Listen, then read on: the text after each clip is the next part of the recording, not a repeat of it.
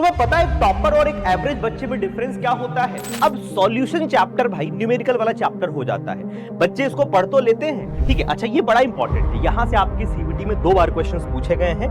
4 अणुसंख्यक गुणधर्म थे विलियन चैप्टर में ना बेटा। अच्छा, कौन कौन से थे इसको भी आओ हम देख लेते हैं। इस चैप्टर के क्या वो रिवीजन नोट्स विपुल सर के सिलेक्टेड पॉइंट्स होंगे? द्रव सुना था, गैस और ठोस भी होता है। हाँ बेटा होता है, बस समांगी मिश्रण होना चाहिए, ठीक है। चलो, हेलो बच्चों, क्या हाल चाल? बढ़िया एकदम। मैं आप सभी का स्वागत करता हूं आपके अपने इस अमेजिंग प्लेटफॉर्म फिजिक्स वाला पे। बच्चों, आप लोगों का सीवीटी का एग्जाम बहुत करीब आ गया है, राइट? और आप लोगों की बहुत हैवी डिमांड थी कि विपुल सर शॉर्ट नोट्स हमें चाहिए, है ना। वो सिलेक्टेड चीजें आप हमको बताओ जो कि हमें एग्जाम के लिए इंपॉर्टेंट है। क्लास वास तो खूब पढ़ लिया सर हमने, अब हमको बताओ सर आप वो चीजें जो कि हमारे एग्जाम पॉइंट ऑफ व्यू के लिए बहुत इंपॉर्टेंट है। तुम्हें पता है टॉपर और एक एवरेज बच्चे में डिफरेंस क्या होता है? देखो, एवरेज बच्चा जब एग्जाम पास आता है ना तो वो सोचता है कि हमने कुछ नहीं पढ़ा है, चलो सारी बुक्स उठाते हैं और सब कुछ पढ़ते हैं।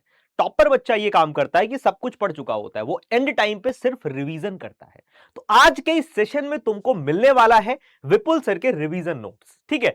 तो हम बेटा अब पहले देखेंगे, अपलोड करेंगे। अगर आप लोगों की हैवी डिमांड होगी तो मैं सारे चैप्टर्स का लेकर के आऊंगा। खैर, आज की क्लास में हम फिजिकल केमिस्ट्री यानी भौतिक रसायन जो है उसके तीनों चैप्टर के शॉर्ट नोट्स कवर करने वाले हैं, रिवीजन नोट्स कवर करने वाले हैं, ठीक है। मतलब आपके सीवीटी के सिलेबस में 3 ही चैप्टर हैं फिजिकल केमिस्ट्री के। एक है आपका सॉल्यूशन, दूसरा इलेक्ट्रोकेमिस्ट्री, तीसरा केमिकल काइनेटिक्स। इन तीनों चैप्टर के रिवीजन नोट्स बेटा हम आज के इस क्लास में देखने वाले हैं और ये क्लास सच में तुम्हारे एग्जाम के लिए बहुत हेल्पफुल होने वाली है। लेकिन एक छोटा सा तुमको प्रॉमिस भी करना है विपुल सर से कि ये रिवीजन नोट सिर्फ तुम देख करके मूवी की तरह आनंद नहीं लोगे, इसको लिखोगे भी, ठीक है। आप जब तक इसको पेन नहीं चलाओगे बेटा कॉपी पे तब तक आपको चीजें समझ में आने वाली नहीं है।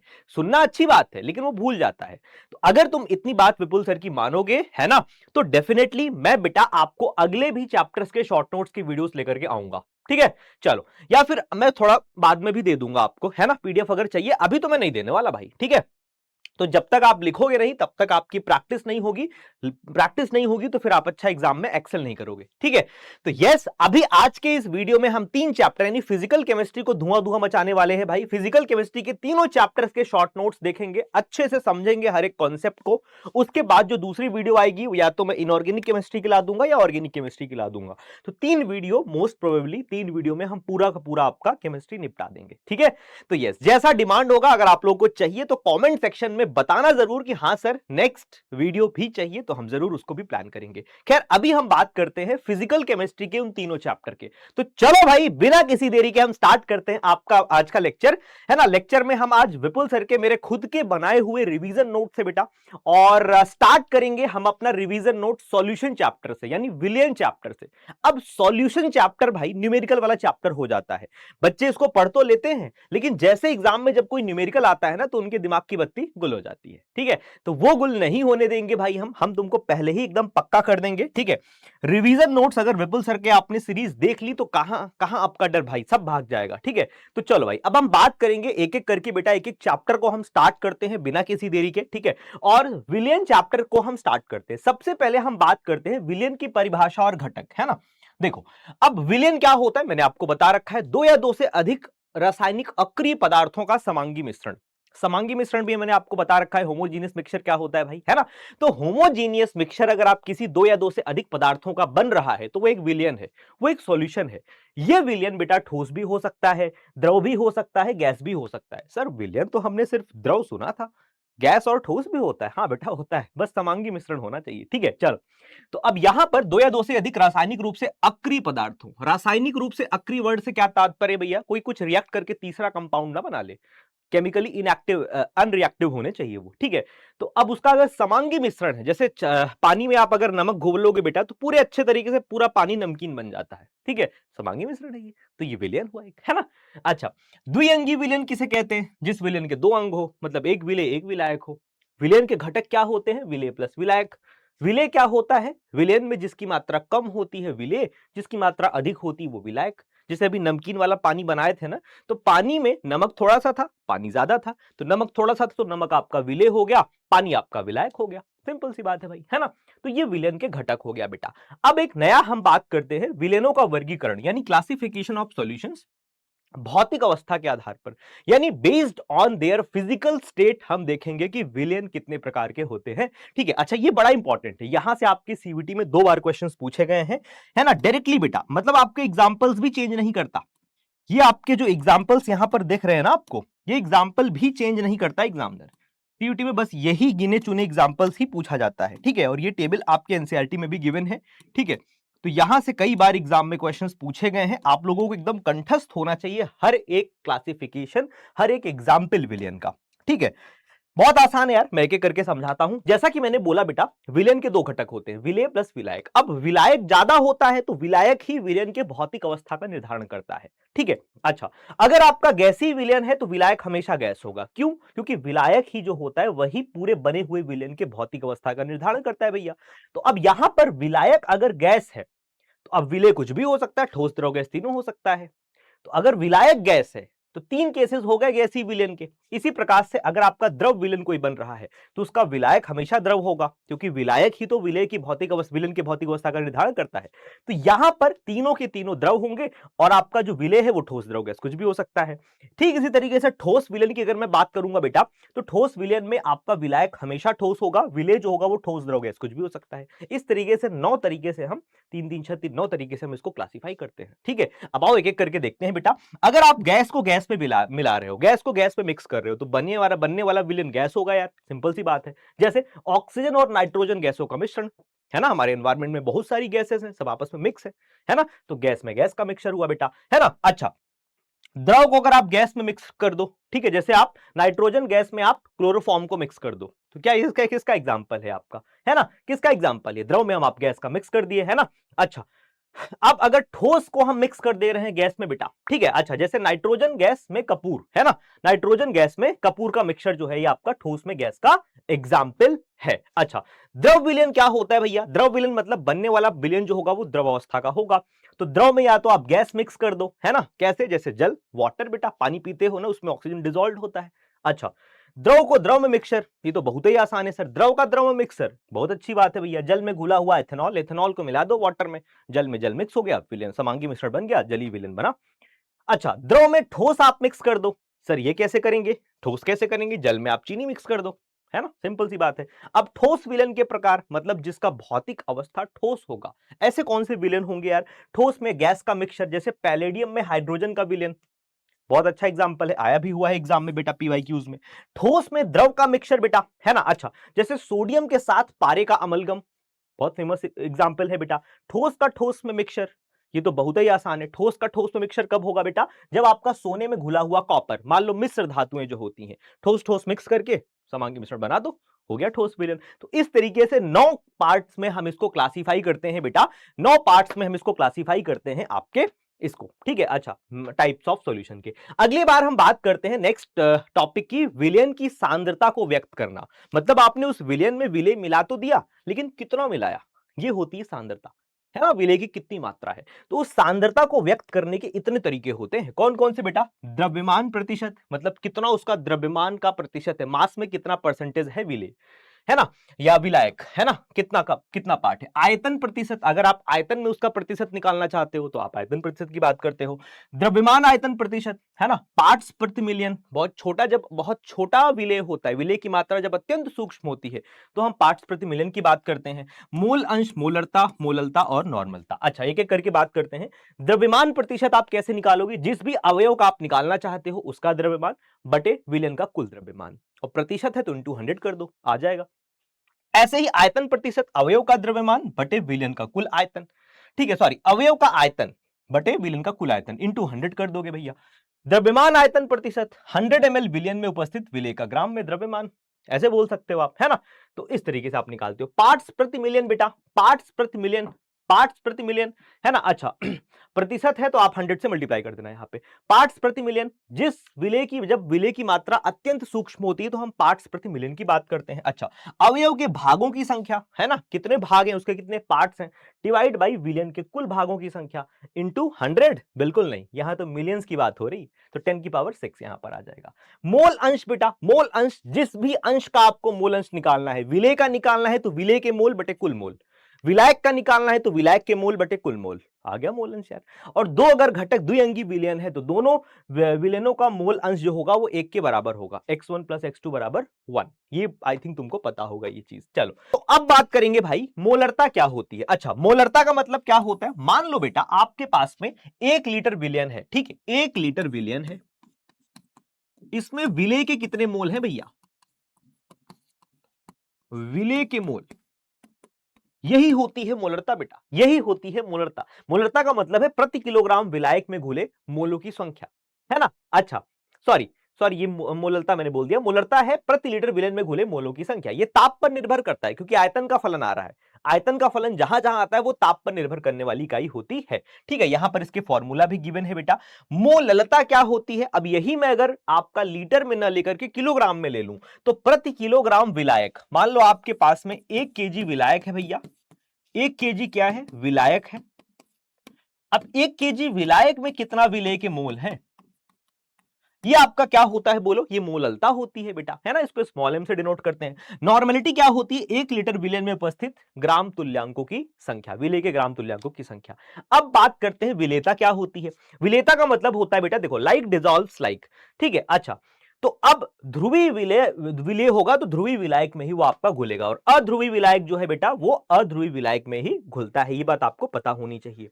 ये एक बहुत इंपॉर्टेंट पॉइंट यहां से निकल करके आ रहा है, आपको ये चीज ध्यान देनी है। देखो, यदि प्रक्रिया आपकी ऊष्मा शोषी है, ऊष्मा शोषी अगर है तो ताप बढ़ाओगे तो विलेयता बढ़ेगी, सिंपल सी बात है, ठीक है ना। अच्छा, यदि अगर यही आपका प्रक्रिया ऊष्मा क्षेपी हो गई तो ताप बढ़ाओगे तो विलेयता घट जाएगी, है ना। ये बात आपको बिल्कुल क्लियर होना चाहिए, मैंने लेक्चर्स में भी आपको बहुत अच्छे से ये चीजें एक्सप्लेन कर दी है। अच्छा, हेनरी का नियम क्या कहता है भैया? विलयन में गैस के मोल अंश जो है ना, तो किसी स्थिर ताप पर किसी गैस का जो वाष्प दाब होता है वो आंशिक दाब यानी पार्शियल प्रेशर, है ना, उस विलयन के गैस के मोल अंश के समानुपाती होता है। मतलब जो पार्शियल प्रेशर उसका होगा वो उसके मोल फ्रैक्शन के सीधे समानुपाती होता है। हेनरी साहब ने ऐसा कहा था। अब वो समानुपातिक नियतांक आप हटाओगे तो KH इंटू एक्स आ जाएगा, KH आ जाएगा वहीं पर, है ना। KH क्या है बेटा? ताप बढ़ाने पर KH बढ़ता है ना। जब KH बढ़ेगा तो विलेयता घट जाएगी, ये बढ़ेगा तो ये घट जाएगा, है ना। इसीलिए कहते हैं जो मछलियां होती हैं वो गर्म पानी में रहना पसंद नहीं करती हैं, क्योंकि गर्म करोगे तो बेटा आपका KH की वैल्यू बढ़ जाएगी, KH बढ़ेगी तो आपकी विलेयता जो है वो घट जाएगी। अब विलेयता घटी तो ऑक्सीजन जो डिसॉल्व होता है बेटा पानी में, है ना, उसका उसका डिसोल्यूशन जो डिसॉल्व है बेटा ऑक्सीजन, वो उसकी मात्रा कम हो जाएगी, तो मछलियां अच्छे से सांस कैसे लेंगी यार, है ना। तो इसीलिए बेटा हम बोलते हैं कि जो है आपकी मछलियां जो होती है वो ठंडे पानी में रहना पसंद करती हैं। तो ये हेनरी के नियम का ही आप उससे एक्सप्लेन कर सकते हो। नेक्स्ट बात आता है बेटा वाष्प दाब और राउल्ट का नियम। तो वेपर प्रेशर एंड राउल्ट का नियम। तो वाष्प दाब क्या होता है? स्थिर ताप पर द्रव की सतह पर उसके वाष्प द्वारा साम्यावस्था में लगाया गया दाब जो होता है आपका वाष्प दाब होता है। राउल्ट का नियम यहीं से आता है। वाष्पशील द्रवों के विलयन में प्रत्येक अवयव का जो आंशिक दाब होता है वो उसके मोल अंश के समानुपाती होता है, वो उसके मोल फ्रैक्शन के डायरेक्टली प्रोपोर्शनल होता है। अब ये समानुपातिक नियतांक हटाओगे आप तो पी नॉट आ जाता है, शुद्ध अवस्था में वाष्प दाब, ठीक है। अच्छा, आदर्श और अनादर्श विलयन बहुत आसान है भैया। आदर्श विलयन क्या होता है? जो राउल्ट के नियम का हमेशा पालन करे आदर्श विलयन, जो न पालन करे वो अनादर्श विलयन होता है बेटा। Delta H mixing delta V mixing 0 होता है आदर्श विलयन के लिए, अनादर्श के लिए 0 नहीं होता भैया। अच्छा, अगर मान लो इंटरेक्शन जो होता है ए इंटरेक्शन बीबी इंटरेक्शन एबी इंटरेक्शन सारा बराबर होता है अगर आप आदर्श विलयन की बात कर रहे हो, अगर यही बात आप अनादर्श की करोगे तो सब बराबर नहीं होता भैया। इसका एग्जांपल बेंजीन प्लस टोलुइन आदर्श का बेटा, अनादर्श का आपका एथेनॉल प्लस एसीटोन का मिक्सचर, ठीक है। चलो बहुत सिंपल सी बात है। धनात्मक विचलन पॉजिटिव डेविएशन कब हमें देखने को मिलता है बेटा? जब एबी इंटरेक्शन जो होता है वो वीक होता है और वाष्प दाब बढ़ जाता है। ऋणात्मक विचलन कब होगा? जब एबी इंटरेक्शन स्ट्रांग होता है और वाष्प दाब जब घटता है। अच्छा, स्थिर क्वाथी एजियोट्रॉप क्या होता है? ऐसे मिक्सचर जो निश्चित ताप पर उबलते हैं जिनके द्रव और वाष्प का संगठन जो होता है वो बिल्कुल सेम होता है, ठीक है। चलो ये भी बात आपको बिल्कुल याद होगी। अब हम बात करेंगे कॉलिगेटिव प्रॉपर्टीज की। 4 अणुसंख्यक गुणधर्म थे विलयन चैप्टर में ना बेटा। अच्छा, कौन कौन से थे? वाष्प दाब का आपेक्षिक अवनमन, ठीक है। अच्छा, क्वथनांक में उन्नयन बेटा, ठीक है, क्वथनांक में उन्नयन और उसके बाद हिमांक में अवनमन और परासरण दाब, ये चार ही क्वालिटेटिव प्रॉपर्टीज आपको मैंने पढ़ाई थी। वाष्प दाब का अपेक्षिक अवनमन है ना, इसका फॉर्मूला आपको पता होना चाहिए। क्वथनांक में उन्नयन डेल्टा टीबी बराबर आई इंटू केबी इंटू एम, है ना, है ना। अच्छा, हिमांक में अवनमन, जब आप मिलाते हो विलाय विलेख आपका अवाष्पशील, तो आपका हिमांक जो है वो कम हो जाता है, डेल्टा टी बराबर टी एफ बराबर आई इंटू के एफ इंटू एम, ठीक है। अच्छा, परासरण दाब पाई बराबर आई सी आर टी, ठीक है। अच्छा, परासरण किसे कहते हैं भैया? विलायक के अणुओं का अर्ध पारगम्य झिल्ली के माध्यम से कम सांद्रता से आपका बोल सकते हो आप उच्च सांद्रता की ओर प्रवाह, ठीक है। अच्छा, अब प्रतिलोम परासरण किसे कहते हैं यार? प्रतिलोम रिवर्स ऑस्मोसिस, वाटर के प्यूरिफिकेशन में अगर आप उतना ज्यादा प्रेशर लगा दो कि प्रवाह आपका उल्टी डायरेक्शन में होने लग जाए तो शुद्ध पानी आपको मिल जाता है, इसको रिवर्स ऑस्मोसिस बोलते हैं। असामान्य मोलर द्रव्यमान और वान हाफ कारक, आप कई केसेस में देखते हो बेटा कि जब विलय का विलयन में संगुणन या वियोजन कभी कभी हो जाता है, मतलब कण या तो आपस में कंबाइन होकर के द्विलक बना लेंगे या तो वियोजित हो जाएंगे। तो आपने एज्यूम तो किया था उसमें एक कण है, लेकिन एक्चुअली में वो वियोजित या संगुणित हो चुका है यार, है कि नहीं? तो इस वजह से नंबर ऑफ कण चेंज हो जाते हैं। तो यहीं पर एंट्री होती है वॉन हॉफ कारक की। वॉन हॉफ फैक्टर ये बताता है कितने गुना में उसके कण बढ़ या घट रहे हैं, कितने गुणा में, कितने गुना पार्टिकल्स कम या ज्यादा हो रहे हैं, ठीक है। अच्छा, कैसे निकालोगे भाई? वियोजित या संगुणित कणों की संख्या बटे में कुल कणों की संख्या, जैसे NaCl Na प्लस और Cl माइनस में टूटेगा, है ना, तो दो कण आपको मिले, तो वियोजित के बाद कणों की संख्या दो, पहले कितना था? बटे एक, दो बटे एक बराबर दो हो गया वॉन हॉफ कारक। ये तब होगा जब आपका पूर्ण वियोजन होगा। अगर बेटा आपका आंशिक वियोजन हो रहा है तो आपको ये फॉर्मूला लगाना पड़ेगा, ठीक है। अच्छा, अगर आंशिक वियोजन हो रहा है बेटा, अगर आंशिक वियोजन हो रहा है, यदि विलेय के एक अणु से वियोजन के पश्चात n कण प्राप्त होते हैं, है ना, और वियोजन की मात्रा अल्फा है, मान लो NaCl आपने वियोजित कराया लेकिन 100% नहीं टूटा, 20 ही परसेंट टूटा, 80% NaCl वैसा का वैसा बैठा हुआ है, केवल 20% टूटा है यार, तो कैसे करोगे भैया? तो करोगे I बराबर 1 plus n minus 1 into alpha. अगर यही संगुणन का केस होगा तो n की जगह 1/n हो जाएगा, बाकी सब सेम है, समझे? ऐसे आप वॉन हॉफ फैक्टर निकाल लोगे। अच्छा, इंपॉर्टेंट अगर मैं कंक्लूड करूं पूरे चैप्टर के सबसे टॉप पॉइंट्स, तो आपका मोलरता हो गया, नॉर्मलता हो गया, आयतन प्रतिशत जो है बेटा, इन सब में आयतन का फलन आ रहा है, वॉल्यूम का फंक्शन आ रहा है, तो ये ताप पर निर्भर करने वाली इकाइयां होती हैं। अच्छा, क्योंकि आयतन ताप के साथ चेंज होता है, सिंपल सी बात है। मोललता, द्रव्यमान प्रतिशत, मोल अंश ताप से स्वतंत्र होते हैं, क्योंकि इसमें आयतन का कोई फलन ही नहीं आता है यार। समुद्री जल का हिमांक सामान्य जल से कम होता है क्योंकि उसमें लवण विलेय घुले हुए होते हैं, सिंपल सी बात है ना, कोलिगेटिव प्रॉपर्टी का एग्जांपल। अत्यधिक तनु विलेनों के लिए प्रदूषण की मात्रा पीपीएम में हम व्यक्त करते हैं, क्योंकि प्रदूषण में आप जब बात करते हो तो उसमें बहुत सूक्ष्म क्वांटिटी होती है बेटा आपके विलेय की, आप बोल सकते हो। तो ये पूरा शॉर्ट नोट्स था विलेयन चैप्टर का, ठीक है। नेक्स्ट अब हम बात करेंगे इलेक्ट्रोकेमिस्ट्री की, यानी वैद्युत रसायन वाले चैप्टर की। इस चैप्टर में अगर मैं बात करूं बेटा, तो सबसे पहले वैद्युत रसायन किसे कहते हैं भैया? देखो, रसायन विज्ञान की वह शाखा जिसके अंतर्गत हम रासायनिक ऊर्जा और विद्युत ऊर्जा में कन्वर्जन के मध्य अंतर संबंधों तथा उसके अंतर रूपांतरण का हम स्टडी करते हैं, उसको हम बोलते हैं इलेक्ट्रोकेमिस्ट्री। नाम से ही स्पष्ट है बेटा, है ना। अच्छा, कुछ रिएक्शंस होती हैं स्पॉन्टेनियस, कुछ होती हैं नॉन स्पॉन्टेनियस। स्वतः का मतलब खुद ब खुद हो जाए, अस्वतः मतलब जिसको मेहनत करनी पड़े। जैसे कुछ बच्चे होंगे खुद ब खुद पढ़ने बैठ जाते होंगे, कुछ को जो है डंडा उंडा की जरूरत पड़ती होगी घर वालों की है ना, तो वो अस्वतः प्रक्रम हुआ। मैंने क्लास में भी बहुत सारा चीजें समझाया आपको। तो वे अभिक्रियाएं जो बिना किसी बाहरी ऊर्जा की सहायता से संपन्न होती हैं, इनको हम रासायनिक ऊर्जा, जैसे फॉर एग्जाम्पल बेटा, रासायनिक ऊर्जा को विद्युत ऊर्जा में जब आप कन्वर्ट करते हो, गैल्वेनिक सेल एक स्वतः प्रवर्तित प्रक्रम का एग्जाम्पल है।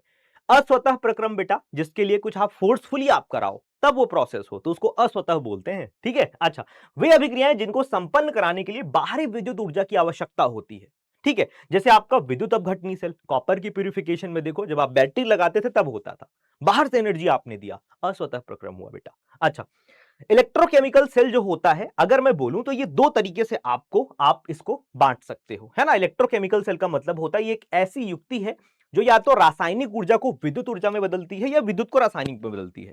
दोनों अलग अलग टाइप होते हैं। तो एक टाइप हुआ आपका गैल्वेनिक सेल या वोल्टाइक सेल, दूसरा है विद्युत अपघटनी सेल।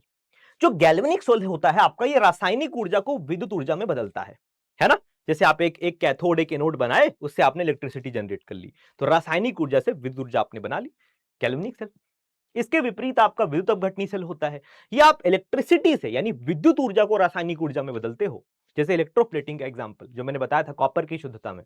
ठीक है, अच्छा ये आपका स्पॉन्टेनियस होता है गैल्वेनिक सेल, खुद ब खुद होता है बेटा। ठीक है, ऋणात्मक ध्रुव आपका एनोड पर यहां नेगेटिवली चार्ज होता है, ये आपका स्वतः होता है, और आपका जो ये पॉजिटिवली चार्ज होता है आपका एनोड टर्मिनल। कैथोड यहां पे धनात्मक होता है, यहां पे ऋणात्मक होता है। अगर मैं इसके यूजेस की बात करूं तो galvanic cell, battery cell, torch यहां पर आपका एज अ यूज करते हो। अगर आप विद्युत अपघटनी सेल का यूजेस की आप बात करो, विद्युत लेपन, इलेक्ट्रोप्लेटिंग बेटा, है ना, धातुओं का शोधन, प्यूरिफिकेशन में इसका यूज होता है ना। आपको सारी चीजें आई होप क्लियर हो रही होगी।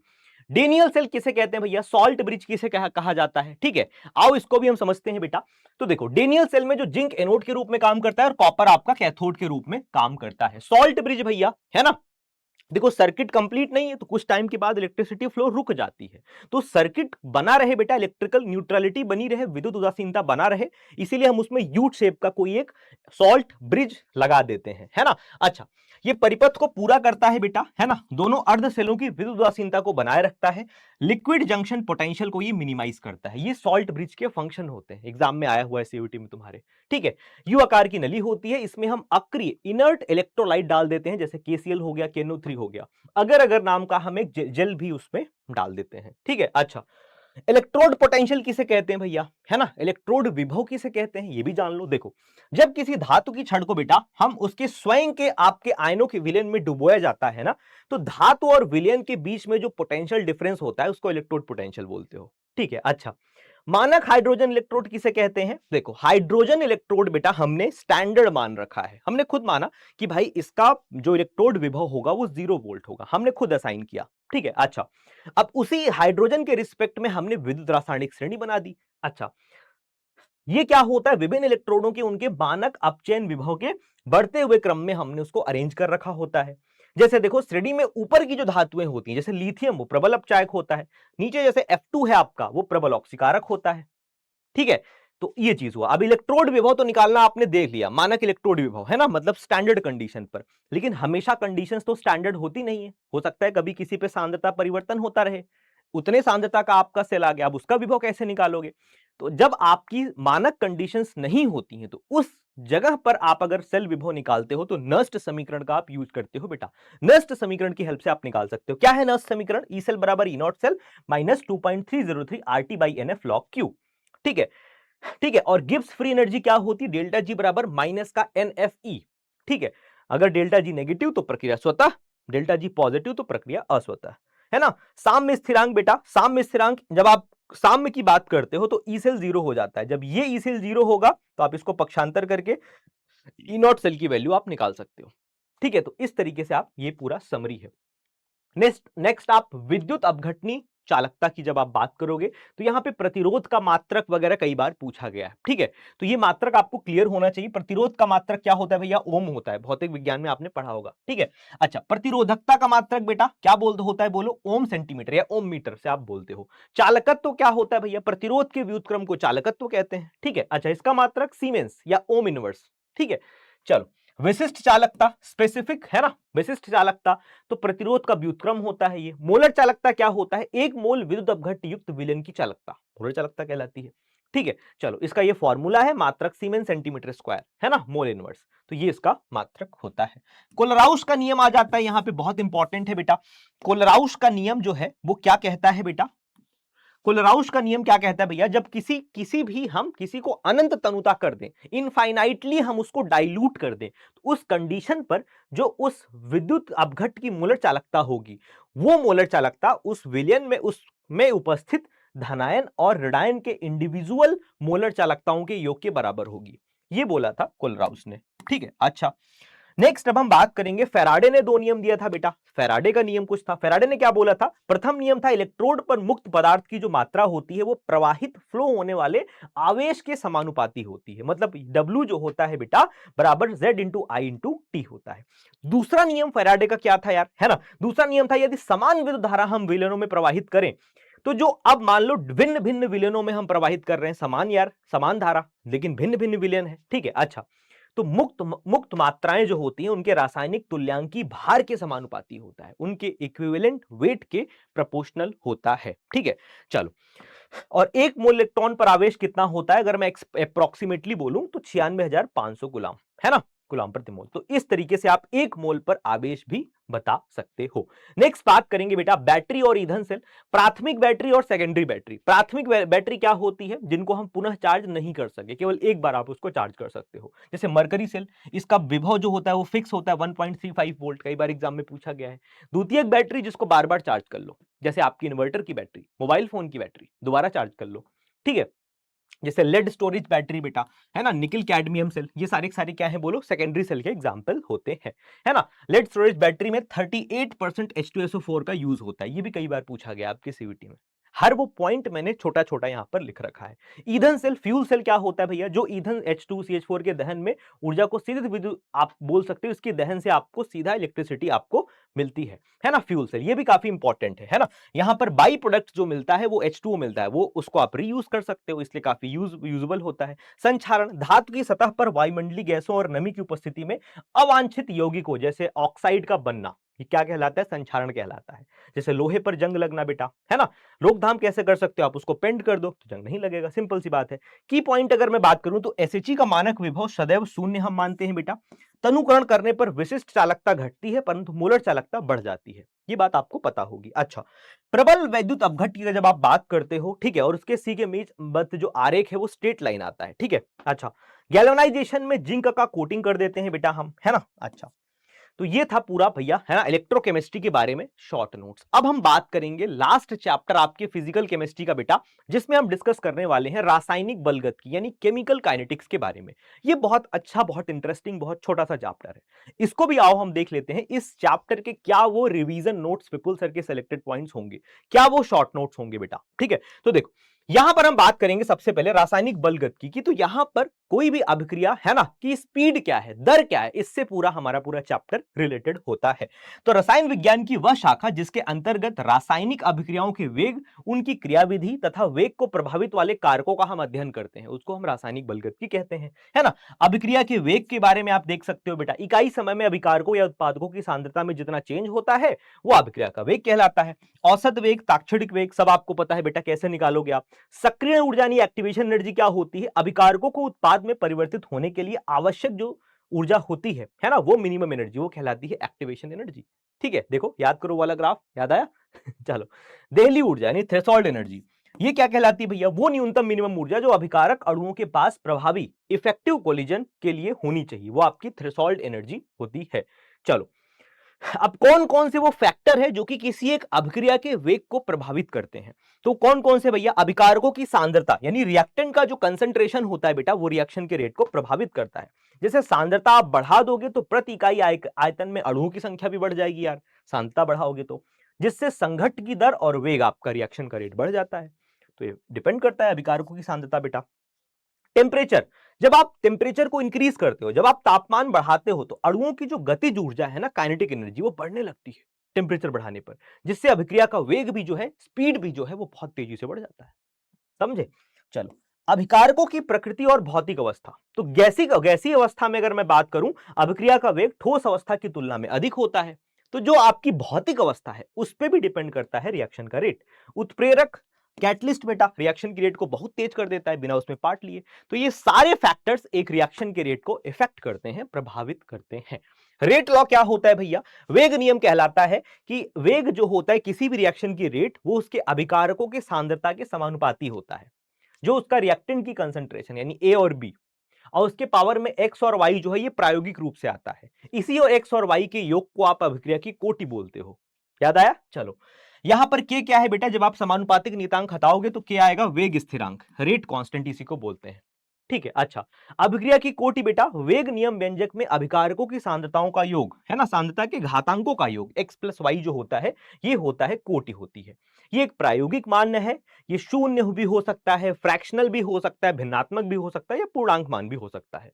लेकिन जो मॉलिक्युलरिटी होती है भैया आपकी आणविकता, ये प्राथमिक अभिक्रिया यानी एक एलिमेंट्री रिएक्शन जो होती है ना, उसमें एक साथ संघट करने वाली अभिक्रिया की स्पीशीज का संख्या, कितना कोलिजन हो रहा है, कितने मॉलिक्यूल कोलाइड कर रहे हैं, ये हमेशा बेटा एक धनात्मक पूर्णांक संख्या होता है, 1 2 3 इस तरीके से होता है। अब एक बहुत इंपॉर्टेंट सा क्वेश्चन कई बार एग्जाम में पूछा गया है कि भैया रेट कांस्टेंट का आपका कैसे मात्रक क्या होगा, प्रथम कोट की अभिक्रिया के लिए क्या मात्रक होगा। तो मैंने एक महामंत्र तुमको दिया था, कॉन्सेंट्रेशन डिवाइड बाई टाइम बटे में कॉन्सेंट्रेशन की पावर x प्लस वाई।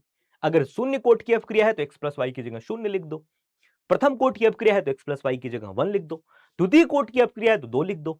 ऐसे करके आप इसको सॉल्व करके निकाल सकते हो मात्रक यार, सिंपल सी बात है। फिर इंपॉर्टेंट कुछ रिलेशनशिप्स है बेटा, जैसे जीरो ऑर्डर रिएक्शन में उसका डिफरेंशियल रेट लॉ क्या होता है और इंटीग्रेटेड रेट लॉ क्या होता है ना, दोनों का फॉर्मूला लगा लिखा हुआ है ना। हाफ लाइफ भी आपको पता होना चाहिए बेटा। शून्य कोट की अपक्रिया की अर्धाई होती है आर नॉट बाई 2 के, है ना, यानी इनिशियल कंसंट्रेशन पे डिपेंड करती है। प्रथम कोट की अपक्रिया जो होती है वो हाफ लाइफ डिपेंड नहीं करती है बेटा, वो क्या होता है ln2 बाई के होता है ना। बहुत सिंपल है भाई। चलो नेक्स्ट बात करेंगे बेटा आर्हीनियस इक्वेशन। आर्हीनियस का समीकरण क्या होता है यार? आर्हीनियस का समीकरण ये वेग स्थिरांक और तापमान के बीच संबंध को दर्शाता है, के बराबर ए इंटू ई की power minus A by R T, जहां पर ए क्या है? आर्हीनियस फैक्टर है, ये क्या है? एक्टिवेशन एनर्जी है, आर गैस कांस्टेंट और टी क्या है? आपका टेम्परेचर। आप सबको पता है, ठीक है। कोलिजन थ्योरी आती है, इसके अनुसार रासायनिक अपक्रिया होने के लिए अभिकारकों अणुओं के मध्य इफेक्टिव कोलिजन होना बहुत जरूरी होता है, प्रभावी संघट्ट होता है, ठीक है। अच्छा, प्रभावी संघट्ट दो अवरोधों को पार करना अनिवार्य है बेटा, जैसे ऊर्जा का अवरोध और आपका विविन्यास अवरोध, है ना। चलो छदम प्रथम कोट की अपक्रिया, सूडो फर्स्ट ऑर्डर रिएक्शन, ये क्या होती है यार? जो दिखने में तो प्रथम कोट की नहीं लगती है, लेकिन वास्तव में वो प्रथम कोट की अपक्रिया होती है। जैसे बहुत फेमस एग्जांपल है एथाइल एसीटेट का जल अपघटन। इसको जब आप वाटर को बहुत एक्सेस में ले लेते हो, बहुत आधिक्य में आप ले लेते हो, तो आपकी छदम प्रथम कोट की अपक्रिया होती है।